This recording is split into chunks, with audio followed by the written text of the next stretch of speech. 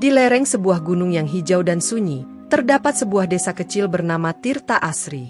Desa itu dikelilingi oleh sawah berundak, hutan bambu, dan sungai jernih yang mengalir seperti nadi kehidupan warganya.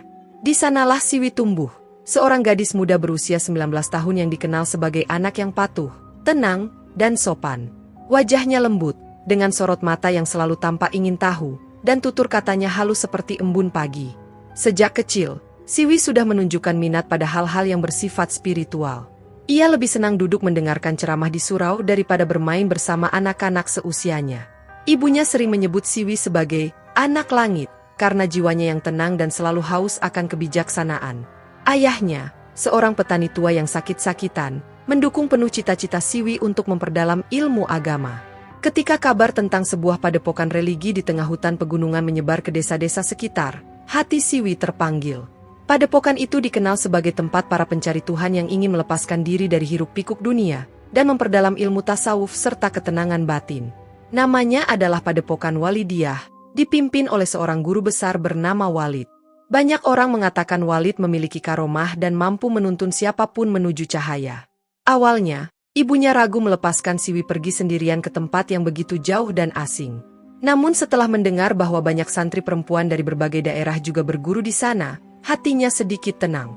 Ia menyiapkan bekal seadanya, beberapa potong pakaian, kitab-kitab tua warisan kakek, dan sehelai kain batik yang katanya bisa menjadi pelindung dari gangguan halus.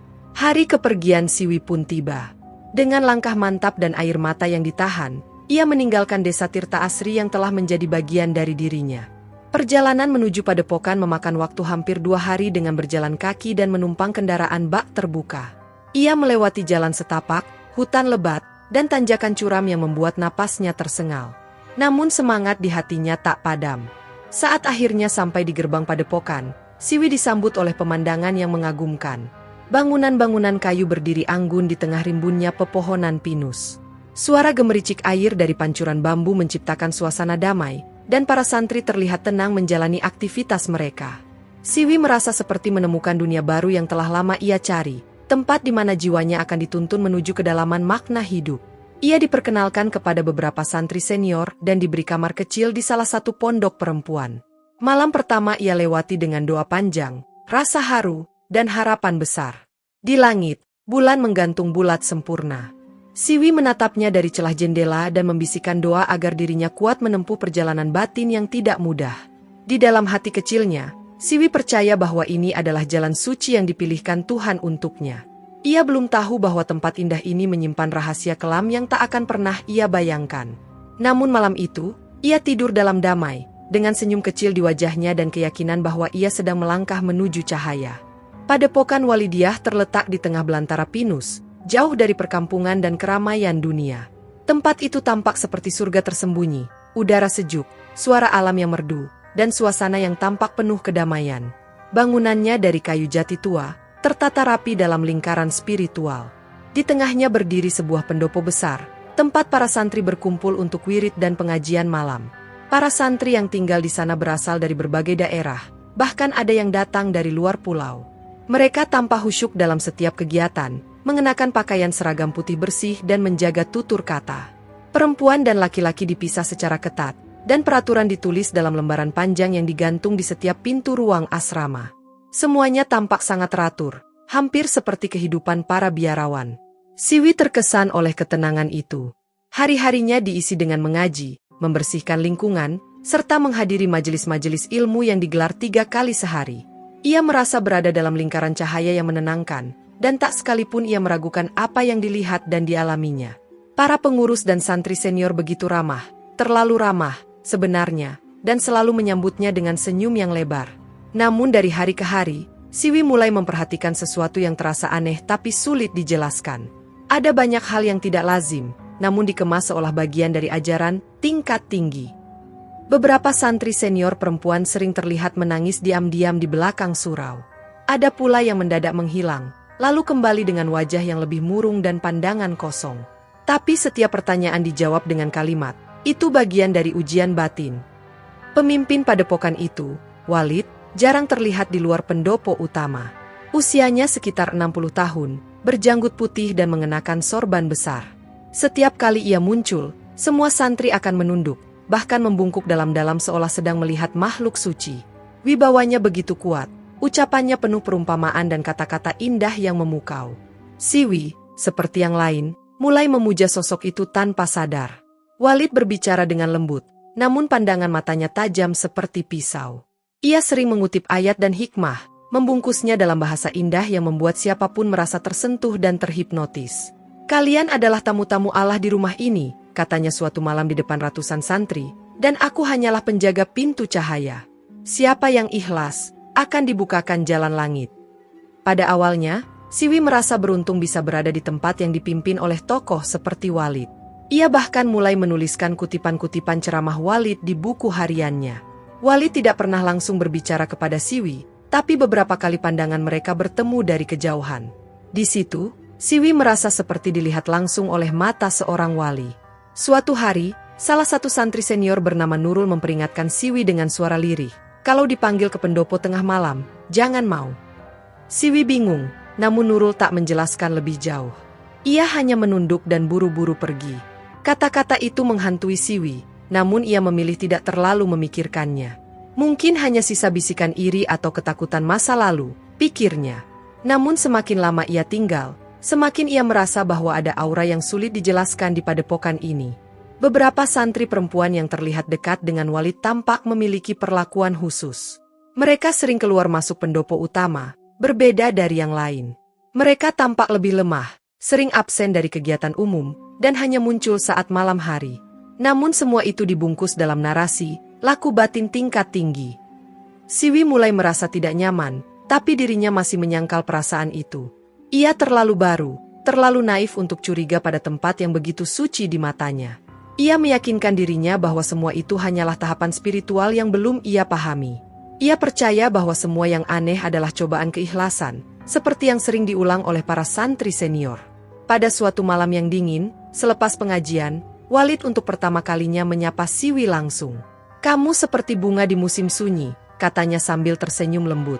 Siwi tersipu malu, namun hatinya bergetar aneh. Itu adalah awal dari sesuatu yang tak bisa ia hentikan. Kata-kata manis itu mulai menembus ruang-ruang imannya yang rapuh. Dan dari malam itu, nama Siwi mulai sering terdengar di antara bisik-bisik pendopo. Ia tidak tahu bahwa senyum hangat dan sambutan damai dari tempat ini hanyalah permukaan dari dasar yang sangat gelap. Padepokan Walidiyah, sebagaimana surga-surga palsu lainnya, menyembunyikan neraka di balik dinding kayu yang harum oleh dupa. Setelah malam itu, perlakuan Walid kepada Siwi berubah secara perlahan namun pasti. Siwi yang sebelumnya hanyalah santri baru biasa, kini kerap dipanggil ke ruang perpustakaan pribadi yang letaknya tersembunyi di belakang pendopo. Di ruangan yang harum dengan wangi gaharu dan dinding penuh kitab tua, Walid selalu menyambut Siwi dengan senyum bijak dan suara tenang yang menenangkan jiwa. "Engkau berbeda dari yang lain, Siwi," kata Walid suatu sore, sambil menyodorkan teh hangat dan sepotong kurma. "Ada cahaya dalam dirimu. Aku bisa merasakannya sejak pertama kali engkau menapakkan kaki di tempat ini." Siwi menunduk malu, tapi hatinya dipenuhi campuran rasa bangga dan kebingungan. Bagaimana mungkin seorang guru besar seagung Walid memperhatikannya? Hari demi hari, Siwi semakin sering menghabiskan waktu di ruangan itu. Kadang hanya berbicara, kadang mendengar Walid membaca bait-bait puisi sufistik yang menggetarkan hati. Ia tak menyadari bahwa dirinya perlahan dijauhkan dari lingkungan santri lain. Ia mulai jarang mengikuti kegiatan umum, dengan alasan tengah, ditempa secara pribadi, oleh sang guru. Kata-kata Walid begitu indah. Ia tak pernah menyentuh Siwi secara langsung, tapi setiap ucapannya seperti pelukan yang lembut. Ia bicara tentang cinta yang suci, tentang hubungan ruhani yang melampaui syariat, tentang kedekatan jiwa yang ditakdirkan. Dan Siwi, yang masih lugu dan polos, mulai meyakini bahwa dirinya memang terpilih untuk menerima sesuatu yang istimewa. "Jiwa kita telah saling mengenal bahkan sebelum lahir," bisik Walid di suatu malam saat hujan mengguyur atap padepokan. Siwi menatap mata tua itu, dan entah mengapa, tak ada penolakan di dalam dirinya. Ia mulai mengira bahwa perasaan hangat yang ia rasakan adalah bagian dari cinta yang diberkahi. Ia tidak tahu bahwa hatinya sedang dijadikan medan permainan. Beberapa santri mulai memperhatikan perubahan pada diri Siwi. Ia tak lagi sesederhana dulu. Ia lebih pendiam, lebih tertutup, dan sesekali terlihat bingung seperti kehilangan arah. Beberapa bahkan mulai menjauhinya, menganggapnya telah terlalu dekat dengan langit. sebagaimana istilah yang biasa digunakan untuk mereka yang sudah masuk lingkaran khusus Walid. Suatu malam, setelah sebuah wirid rahasia yang hanya dihadiri beberapa orang terpilih, Walid memanggil Siwi ke ruangan dalam. Di sana, dengan pencahayaan remang dan dupa yang menyala pelan, Walid berkata, "Cinta ruhani tak butuh akad di depan manusia. Tapi aku ingin kau menjadi bagian dariku secara lahir dan batin." Kata-kata itu menggetarkan hati Siwi, sekaligus membuatnya bingung. Siwi, yang belum pernah merasakan cinta dari seorang laki-laki, merasa seperti berada di persimpangan jalan. Ia takut, tapi juga merasa tersanjung. Walid tidak memaksanya. Ia hanya terus menaburkan kalimat-kalimat puitis yang seolah datang dari langit. Dalam kebingungan itulah, hati Siwi mulai goyah. Ia merasa sedang diuji oleh Tuhan, dan bahwa mungkin menerima cinta Walid adalah bentuk lulusnya ujian itu. Beberapa hari kemudian, Siwi dengan suara gemetar mengatakan, "Jika ini kehendak langit, aku pasrah." Senyum Walid mengembang, tapi tak ada kebahagiaan murni di dalamnya. Hanya raut puas dari seorang pria tua yang berhasil menundukkan jiwa muda dengan kekuasaan dan kata-kata suci. Maka sejak saat itu, status Siwi berubah. Ia tak lagi sekadar santri, tapi istri ruhani Walid yang keempat. Tak ada pesta, tak ada pengumuman. Semua berlangsung diam-diam, dalam bisik-bisik, seperti rahasia yang hanya boleh diketahui langit dan segelintir orang terpilih.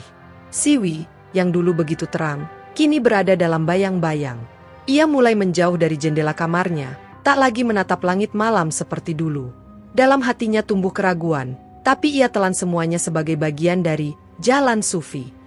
Perutnya mulai membesar dalam diam, dan hanya sedikit orang yang tahu.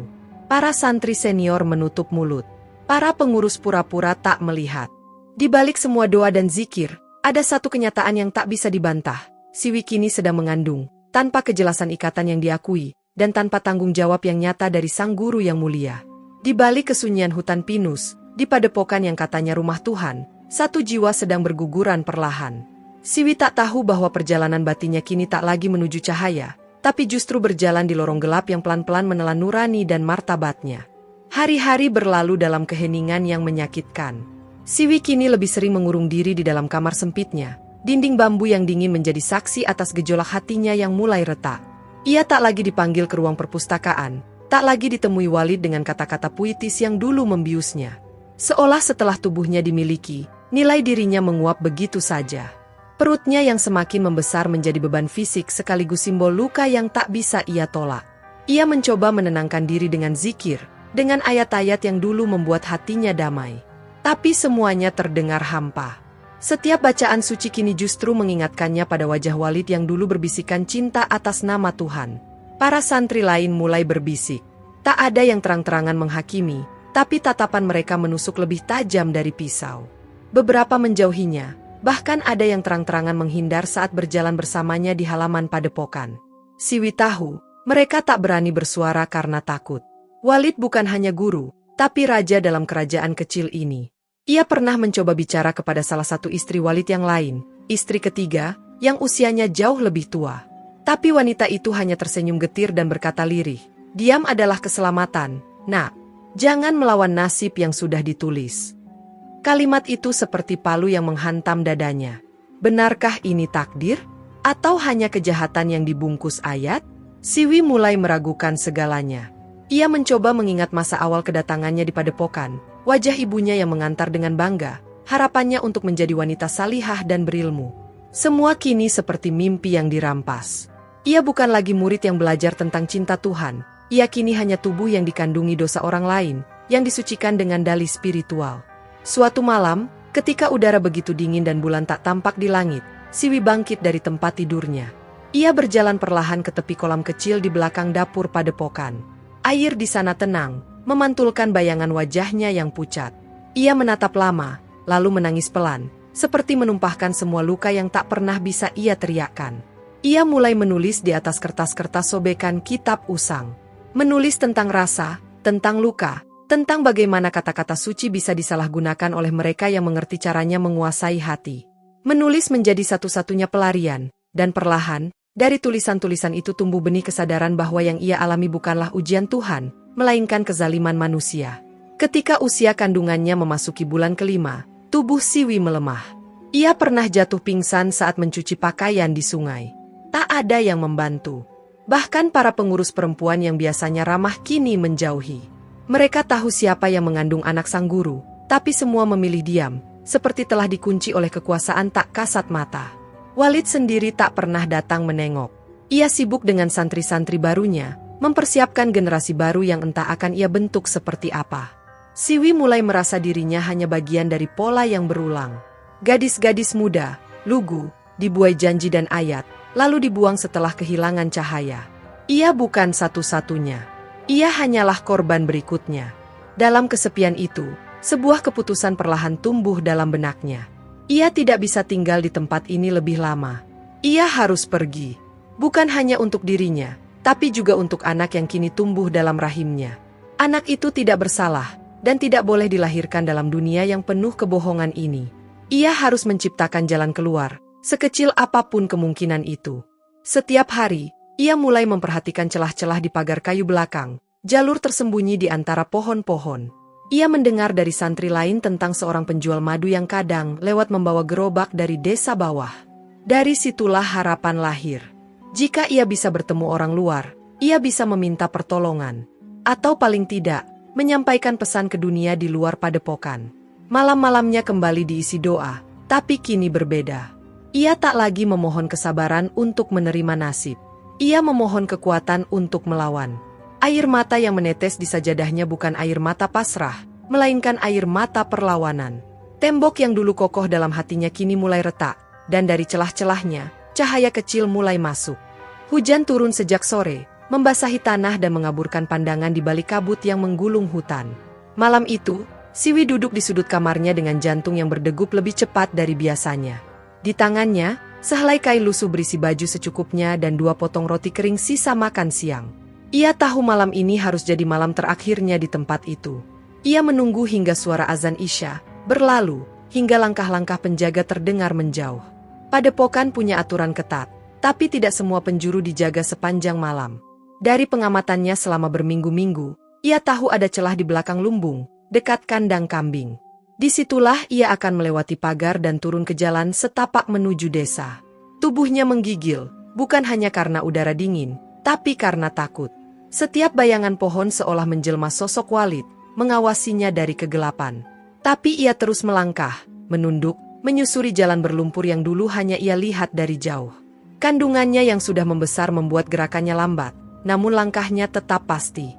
Begitu melewati pagar kayu yang sedikit lapuk, Siwi sempat berhenti sejenak. Ia menatap padepokan di kejauhan, cahaya remang dari aula utama memantul samar di antara kabut. Tak ada rasa rindu, hanya getir dan luka. Ia tak meninggalkan rumah, ia meninggalkan penjara yang selama ini menyamar sebagai tempat suci. Jalan setapak menuju desa cukup curam, berliku, dan penuh akar pohon. Sepanjang perjalanan, Siwi beberapa kali hampir terjatuh. Tapi pikirannya hanya tertuju pada satu hal, kebebasan. Ia membayangkan wajah ibunya, berharap wanita itu masih menunggunya di rumah, tidak sepenuhnya percaya pada kabar-kabar muluk dari padepokan. Tiba-tiba terdengar suara langkah dari kejauhan. Siwi bersembunyi di balik semak, menahan napas. 2 orang santri pria lewat sambil membawa obor kecil. Mereka membicarakan sesuatu tentang Walid yang akan kedatangan tamu dari kota. Siwi mengepalkan tangan. Bahkan saat ia mencoba kabur, dunia tetap berputar di padepokan itu seolah tak terjadi apa-apa. Setelah mereka pergi, Siwi kembali berjalan, kini lebih cepat. Tubuhnya basah kuyup, rambutnya menempel di wajah, tapi matanya menyala oleh tekad.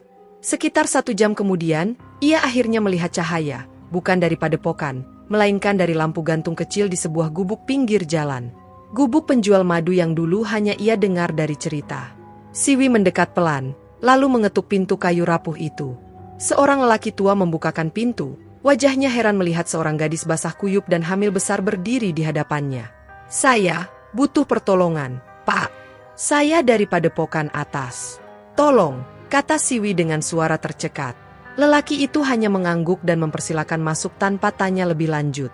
Di dalam gubuk yang hangat, Siwi duduk di dekat tungku sambil memegangi perutnya. Lelaki tua itu memberinya selimut dan teh jahe panas. "Kau bukan yang pertama," katanya pelan. "Tapi kau mungkin yang paling berani." Kalimat itu membuat Siwi nyaris menangis. Ternyata selama ini, penderitaannya bukan satu-satunya. Ia tak bisa tidur malam itu. Hatinya lega, tapi juga cemas. Bagaimana jika Walid mencari? Bagaimana jika padepokan menuduhnya lari membawa aib? Tapi jauh di lubuk hatinya, ia tahu bahwa lari adalah bentuk perlindungan, bukan pelarian dari kesalahan. Ia sedang menyelamatkan 2 nyawa, dirinya dan anaknya. Keesokan harinya, lelaki tua itu mengantarnya turun ke desa dengan gerobak madu. Siwi menutup kepalanya dengan kerudung lebar, menyembunyikan wajah dari siapapun yang mereka temui. Saat memasuki jalan tanah menuju desa, Siwi merasakan dadanya sesak oleh haru. Untuk pertama kalinya dalam berbulan-bulan, ia melihat dunia luar kembali, dan itu terasa seperti hidup lagi. Langit pagi cerah dan burung-burung bersuara riang. Siwi memandang ke depan, ke jalan panjang yang masih harus ia tempuh. Masa depan belum pasti, tapi satu hal ia tahu pasti, ia telah melewati malam tergelap dalam hidupnya. Dan kini, langkahnya menuju fajar yang ia pilih sendiri. Siwi tiba di desa kecil bernama Karangjati pada pagi hari yang tenang. Langit cerah. Udara sejuk pegunungan masih terasa menggigit kulit. Namun dalam hati Siwi, badai belum reda. Setiap langkah di desa itu terasa asing, penuh keraguan. Orang-orang menatapnya dengan penasaran. Seorang gadis muda, hamil besar, datang sendiri tanpa keluarga atau suami. Pertanyaan-pertanyaan itu, meski belum terucap, sudah menghunus hatinya lebih tajam dari pisau. Lelaki tua penjual madu yang membantunya memperkenalkan Siwi pada Bulastri, seorang janda baik hati yang tinggal di pinggir desa. Rumahnya sederhana, tapi hangat dan bersih. Bulastri tidak banyak tanya. Ia hanya memandangi Siwi lama, lalu menarik tangan gadis itu dan berkata, "Kamu aman di sini, Nak." Kalimat sederhana itu membuat Siwi akhirnya menangis. Tangis yang selama ini ia tahan sejak pertama kali Walid menyentuh hidupnya. Hari-hari berlalu pelan. Siwi mencoba membantu pekerjaan rumah, mencuci, menyapu, menanam sayur. Tapi tubuhnya sering lelah, apalagi dengan kehamilan yang memasuki bulan ke-8. Bulastri selalu mengingatkan, "Kamu harus banyak istirahat. Jangan paksakan hati dan badanmu." Tapi bagaimana mungkin Siwi bisa beristirahat jika pikirannya tak pernah diam? Malam adalah waktu paling sunyi sekaligus menyakitkan. Setiap suara jangkrik di luar jendela mengingatkannya pada heningnya malam di padepokan. Setiap bayangan di dinding mengembalikan trauma sentuhan Walid, bisikan-bisikan palsunya, dan rasa malu yang masih membekas. Kadang Siwi menjerit dalam tidur, membuat Bulastri terbangun dan memeluknya erat. "Semua akan sembuh, sayang," ucapnya lirih. Siwi mulai mengenal beberapa warga desa. Namun gosip mulai berembus. Beberapa ibu-ibu membicarakannya di balik tangan yang menutup mulut. Mereka berspekulasi, apakah Siwi hamil karena hubungan gelap?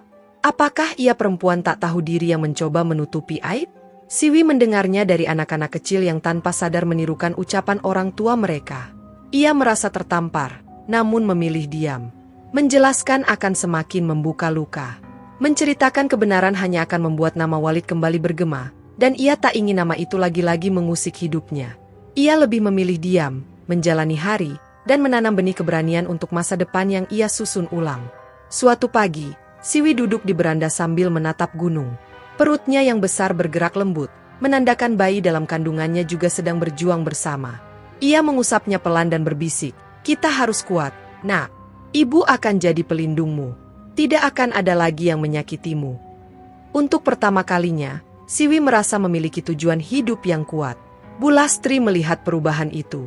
Siwi yang dulu sering murung, kini mulai tersenyum meski masih sembunyi-sembunyi. Ia menawarkan pada Siwi untuk belajar membuat jamu tradisional, agar nanti bisa dijual ke pasar. "Perempuan harus punya pegangan," katanya. Siwi mengangguk. Dalam keheningan, ia mulai menyusun mimpi-mimpi kecil. Namun tak semua luka mudah pulih. Suatu siang, saat hendak mengambil air di sumur, Siwi dicegat oleh 2 ibu-ibu yang selama ini paling sering bergosip. "Kamu mau sampai kapan sembunyi di sini, Siwi? Desa ini kecil. Semua orang bisa tahu asal-usulmu," kata salah satunya dengan nada merendahkan. Siwi menatap mereka lama, lalu menjawab dengan tenang, "Saya tidak sembunyi. Saya sedang membangun hidup." Jawaban itu membuat keduanya terdiam sejenak, lalu berlalu dengan senyum sinis. Tapi bagi Siwi, itu adalah kemenangan kecil. Ia tahu, stigma akan terus datang.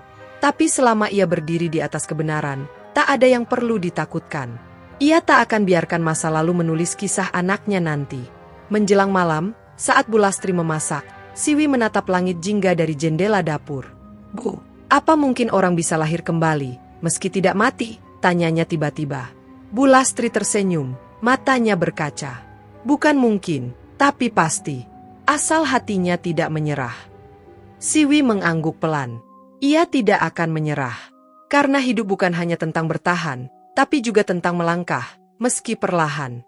Langit pagi di Karangjati tampak muram, mendung menggantung rendah seolah bersiap menumpahkan hujan.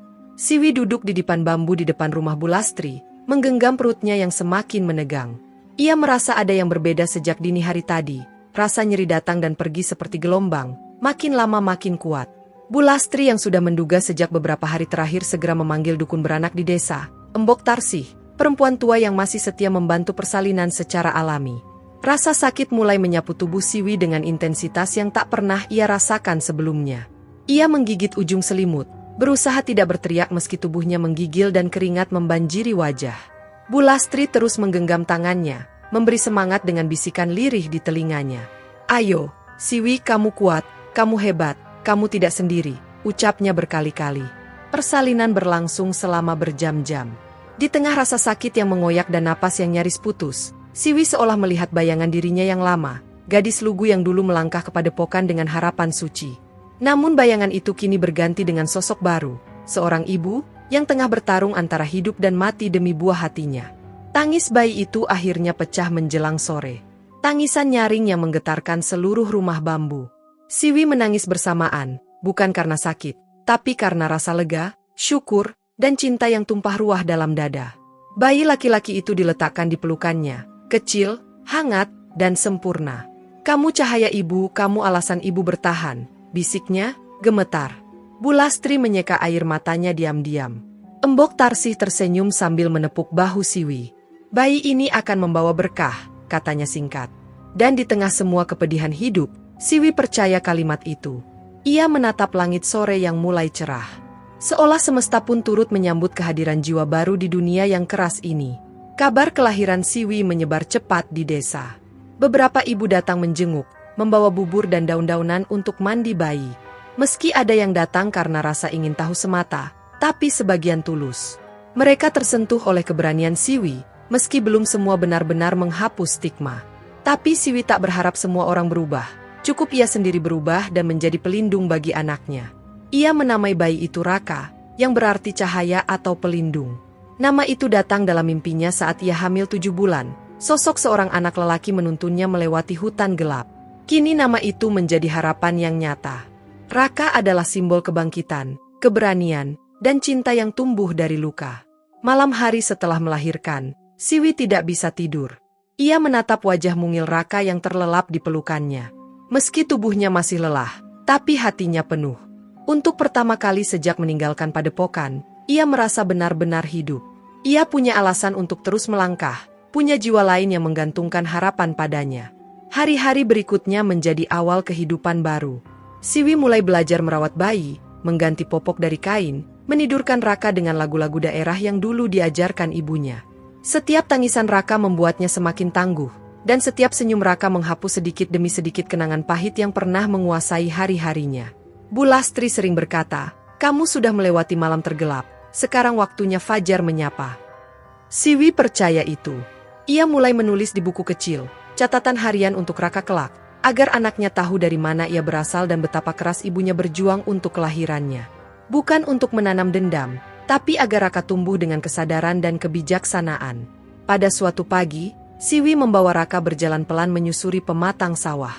Udara segar, embun masih basah, dan burung-burung berkicau ramai. Ia berdiri di tepi bukit kecil, menatap langit biru yang terbentang. "Kita akan baik-baik saja, Nak," ucapnya lembut. Di bawah langit luas itu, Siwi merasa kuat, untuk pertama kalinya, seutuhnya. Hidup setelah kelahiran Raka tidak serta-merta menjadi mudah. Siwi tetap menghadapi tantangan setiap harinya, dari kebutuhan harian hingga omongan masyarakat yang masih menyimpan bisik-bisik sinis. Namun kini ia lebih kuat. Setiap tatapan meremehkan yang dulu mampu membuatnya menangis, kini hanya ia balas dengan senyum tipis. Ia telah melewati badai, dan badai itu telah menempa hatinya menjadi baja. Bulastri menjadi tulang punggung semangat Siwi. Perempuan tua itu bukan hanya menampung tubuh Siwi, tapi juga membangun kembali jiwanya yang pernah runtuh. Ia mengajarkan Siwi bertani, menenun tikar pandan, bahkan menjual hasil kebun kecil mereka di pasar. Sedikit demi sedikit, Siwi belajar menggenggam hidup dengan tangannya sendiri. Raka tumbuh dengan cepat. Bocah itu memiliki mata tajam dan senyum manis yang selalu mampu meredakan lelah Siwi. Setiap pagi, sebelum matahari naik, Siwi akan menggendongnya dan mengajaknya menyapa alam. Di sanalah mereka bertiga, Siwi, Raka, dan alam yang menjadi saksi keheningan dan harapan mereka. Suatu hari, di pasar desa, seorang perempuan muda menghampiri Siwi. Ia memperkenalkan diri sebagai Laila, aktivis dari sebuah yayasan perempuan di kota. Laila mengaku mendengar kabar tentang Siwi dari cerita Bulastri yang diam-diam menulis surat ke yayasan tersebut. Laila menawarkan bantuan pendidikan dan pelatihan keterampilan agar Siwi bisa mandiri secara ekonomi dan membesarkan anaknya dengan lebih baik. Siwi ragu pada awalnya, takut semua itu hanya tipu daya lain seperti yang pernah ia alami di padepokan. Tapi berbeda dengan Walid, mata Laila jujur dan tangan yang ia ulurkan terasa tulus. Setelah beberapa minggu berpikir, Siwi akhirnya memutuskan bergabung dengan program pemberdayaan perempuan yang dibawa Laila ke desa itu. Ia belajar menjahit dan membuat kerajinan tangan. Karya Siwi ternyata disukai pasar. Ia membuat tas dan dompet dari anyaman pandan dengan motif khas Karangjati. Produk-produk itu mulai dijual di toko oleh-oleh dan lewat media sosial yayasan. Siwi mulai punya penghasilan tetap. Ia tak lagi mengandalkan belas kasihan, melainkan kerja keras dan kemampuannya sendiri. Dalam dirinya tumbuh keyakinan bahwa luka tidak selalu menjadi beban, bisa juga menjadi bahan bakar untuk bangkit. Waktu berjalan cepat. Raka menginjak usia 3 tahun dan mulai belajar mengenal huruf dari papan belajar yang dibuat Bulastri dari kayu bekas. Siwi membaca cerita rakyat padanya setiap malam, berharap Raka tumbuh dengan imajinasi dan kekuatan untuk bermimpi besar. Ia ingin Raka menjadi laki-laki yang menghormati perempuan, yang tak akan pernah mempermainkan hati seperti ayahnya dulu. Pada satu kesempatan, Siwi diajak Laila untuk menceritakan kisah hidupnya di sebuah acara komunitas perempuan. Ia berdiri di panggung kecil, gemetar tapi tegar. Ia menceritakan semuanya, tanpa menangis, tanpa menunduk. Saat ia selesai berbicara, ruangan hening, lalu meledak dalam tepuk tangan dan pelukan dari banyak perempuan lain yang pernah mengalami luka serupa. Siwi sadar, ia bukan korban lagi, ia adalah penyintas. Malam itu, di beranda rumahnya, Siwi memandangi langit berbintang. Ia memeluk Raka yang tertidur di pangkuannya. Ia mengingat segala hal yang telah ia lewati, padepokan yang menyesatkan, luka, pengkhianatan, kehamilan dalam ketakutan, dan kelahiran dalam harapan. Semua itu membentuk dirinya menjadi perempuan seperti hari ini. Kuat, sadar, dan bebas. Walid, lelaki yang dulu menipu dan mencuri hidupnya, kabarnya masih menjalankan padepokan, meski mulai kehilangan banyak pengikut. Siwi tak lagi peduli. Dendam bukan lagi bagian dari hidupnya. Ia tidak ingin membalas. Kehidupannya yang kini damai, itulah balasannya. Ketenangan dan kebahagiaan adalah kemenangan tertingginya. Siwi tahu hidup masih panjang, dan tantangan pasti akan datang lagi. Tapi kini ia tak takut. Ia punya tempat berpijak, punya anak yang menjadi cahaya, dan punya masa depan yang ia rajut dengan tangannya sendiri. Ia tak menyesali masa lalunya, karena dari sana ia menemukan kekuatan sejati. Matahari pagi mulai menyinari lembah Karangjati. Siwi berdiri di sawah dengan Raka di gendongannya. Angin bertiup lembut, seolah membisikkan sesuatu, bahwa hari esok selalu datang dengan harapan. Dan Siwi siap menyongsongnya, bukan lagi sebagai gadis lugu yang tertipu, tapi sebagai perempuan yang bangkit dari gelap, menuju terang.